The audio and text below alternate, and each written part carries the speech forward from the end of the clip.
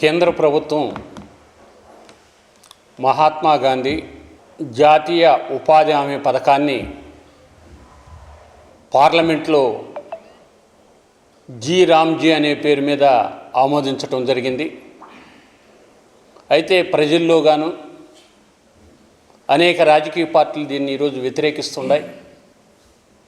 కారణం ఏంటంటే గతంలో ఈ పథకం యూపీఏ ప్రభుత్వంలో వామపక్ష పార్టీలు ఆ రోజు అధికారంలో ఉండేటువంటి కాంగ్రెస్ కలిసి ఈ ఉపాధి హామీ పథకాన్ని తీసుకురావటం జరిగింది.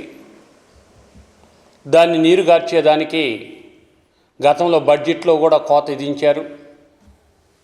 ఇప్పుడు 7,000 కోట్ల రూపాయలు బడ్జెట్లో పెట్టడం జరిగింది.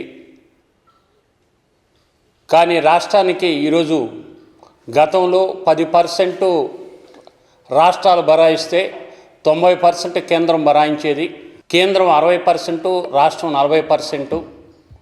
రాష్ట్రాల మీద మన రాష్ట్రం మీద సుమారు 2,700 కోట్ల బడ్జెట్ మన మీద పడుతుంది నిధులు. రాబో కాలంలో కేంద్రం నుంచి వచ్చే నిధులు కానీ లేతే దీన్ని నీరుగార్చేదానికి రాష్ట్రంలో ఉండేటువంటి నిధులు ఇస్తారో ఎవరో అనేటువంటిది పరిస్థితి. అనేక వలసలుగా ఉండేటువంటి గ్రామీణ ప్రాంతాల్లో వలసలను అరికట్టేదానికి ఈ పథకం ఇప్పటి వరకు ఉపయోగపడింది. దాన్ని 304 రూపాయలు గతంలో ఇస్తే ఇప్పుడు 260కి వచ్చింది. 600 రూపాయలు ఇవ్వాలనే గతంలో దీన్ని డిమాండ్ చేయటం జరిగింది. 200 రోజులు పని కల్పించాలనేటువంటి గతంలో చెప్తే దాన్ని ఈ రోజుకి 60 రోజులకు కూడా 50 రోజులకు కూడా బకాయిలు అనేక జిల్లాల్లో బకాయిలు ఉండటం కానీ మేము 125 రోజులు పని కల్పిస్తామని చెప్తుంది ఈ ప్రభుత్వం.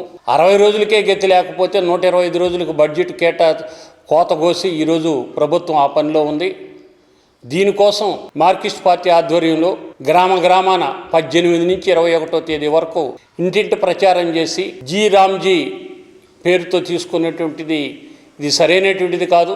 ఏదైతే గతంలో ఎట్లా ఉండిందో అట్లా నిధులు కేటాయించి గ్రామీణ వలసలను అరికట్టేదానికి ఉపయోగపడాలి. అనేక ప్రాంతాల్లో చెరువులు కానీ రోడ్లు కానీ దీనికి వేసుకునేదానికి గతంలో గ్రామాల్లో ఉండేది. ఈరోజు దాన్ని నీరుగార్చేదానికి కేంద్ర ప్రభుత్వం ఈరోజు కుట్ర బన్నింది. ఈరోజు భోగిలో ఈ జీవోలను జీ రామ్జీ జీవోలు దగ్ధం చేయాలంటే ఈరోజు నెల్లూరు జిల్లాలో 200 గ్రామాల్లో ఈ జీవోలను దగ్ధం చేయటం జరిగింది. అందువల్ల రాబో కాలంలో ఇంటింట ప్రచారం చేయటం రాష్ట్ర వ్యాప్తంగా ఈరోజు ఈ కార్యక్రమాన్ని తీసుకున్నారు. అందువల్ల దీన్ని వెంటనే కేంద్ర ప్రభుత్వం వెనక్కి తీసుకోవాలని మేము డిమాండ్ చేస్తాం.